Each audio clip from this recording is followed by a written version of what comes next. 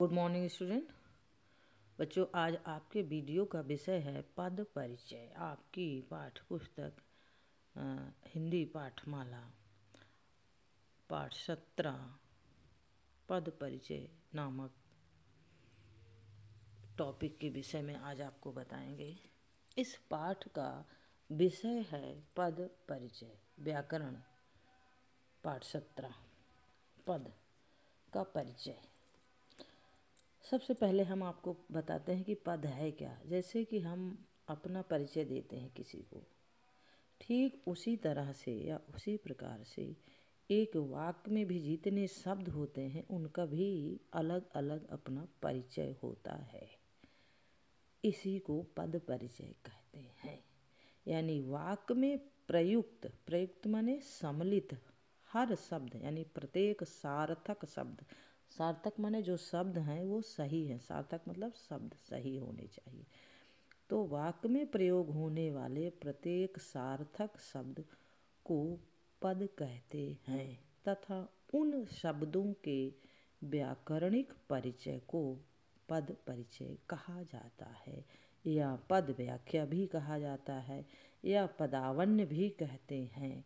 व्याकरणिक परिचय से तात्पर्य यह है कि वाक्य में उस पद की स्थिति को बताना, उसका लिंग, उसका वचन, उसके कारक तथा अन्य पदों के साथ उसका संबंध क्या है, इसी को पद परिचय कहते हैं। यानी जैसे आप अपना परिचय देते हैं तो आप कहाँ के हैं, आपका गांव क्या है, आपका माता पिता का नाम, आपका उनसे संबंध क्या है, आप पूरा उस परिवार के विषय में अपनी जानकारी देते हैं। वैसे ही ये पद शब्द को ही कहते हैं, दूसरा नाम है। लेकिन शब्द पद कब कहलाता है?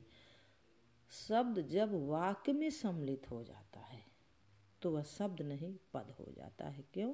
क्योंकि वाक्य में सम्मिलित हो जाने के कारण शब्द स्वतंत्र नहीं रह पाता, क्योंकि अब वो अपना अर्थ वाक्य के अनुसार देगा। लेकिन शब्द जब तक वाक्य में नहीं सम्मिलित होता वही पद शब्द कहलाता है, क्योंकि शब्द अपना अर्थ अलग देने में सामर्थ्य होता है। क्यों? क्योंकि वो अभी वाक्य में सम्मिलित नहीं है। इसलिए शब्द अपना सार्थक और निश्चित अर्थ अलग देने में पूर्ण रूप से स्वतंत्र और सामर्थ्य होता है। लेकिन जैसे ही यह शब्द वाक्य में सम्मिलित होगा, यह स्वतंत्र नहीं रहेगा और ना ही ये अपना अलग अर्थ दे पाएगा। अब यह अपना अर्थ वाक्य के अनुसार देगा, इसलिए ये पद कहलाता है। यही अंतर है शब्द और पद में। उदाहरण में, जैसे एक उदाहरण से समझिए, इसमें दिया है राजेश ने रमेश को पुस्तक दी। एक वाक्य है। इस वाक्य में यहाँ पर राजेश क्या है? राजेश का परिचय पहले जानिए। राजेश एक शब्द है, लेकिन इस वाक्य में राजेश का परिचय पहले देना है। राजेश एक संज्ञा है। कौन सी संज्ञा है? व्यक्तिवाचक। उसकी लिंग क्या है? पुल्लिंग। उसकी वचन क्या है? एक वचन। और एक वचन के, और ये ने जो लगा है राजेश ने, ये ने जो है कर्ता कारक का परिचय बता रहा है।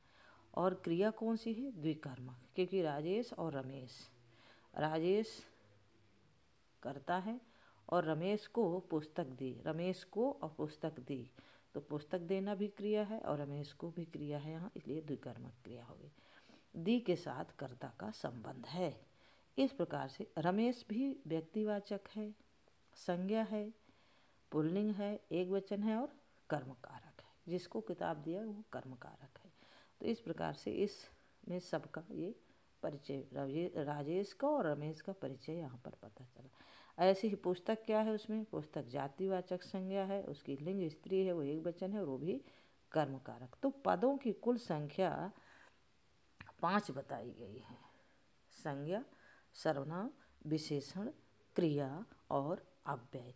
इन 5 पदों का परिचय देते समय हमें निम्नलिखित बिंदुओं पर ध्यान रखना चाहिए। जैसे यहाँ पर दिया है नीचे पद और संज्ञा। पद, पद परिचय का।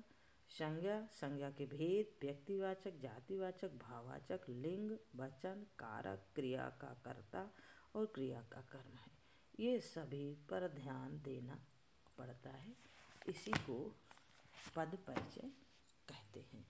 इसका विस्तार पूर्वक जानकारी हम आपको क्लास में, जब गूगल मीट की क्लास लेंगे और विस्तृत रूप से इसको समझाएंगे। तो आज के लिए इस वीडियो में इतना ही। धन्यवाद बच्चों।